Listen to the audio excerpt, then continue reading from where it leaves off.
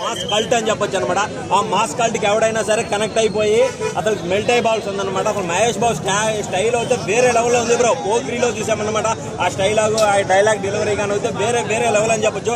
Especially చెప్తా ఉన్నా first half కొద్దిగా స్లోగా ఉంది, కానీ సెకండ్ హాఫ్ వచ్చేసరికి ఏంటంటే మదర్ సెంటిమెంట్ చూపించాడు బ్రో. ఫుల్ మదర్ సెంటిమెంట్ అంటే మదర్ సెంటిమెంట్ అనమాట. ఆ మదర్ సెంటిమెంట్ కి కనెక్ట్ అయిపోతాం బ్రో.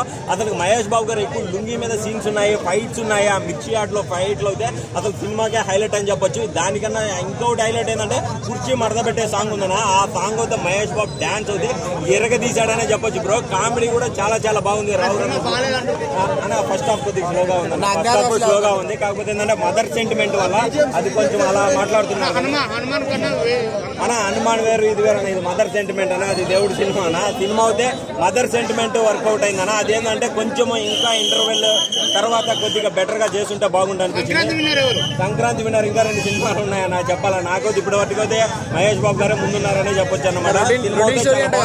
ఫ్యామిలీతో కలిసి చూసే సినిమా అన్నమాట.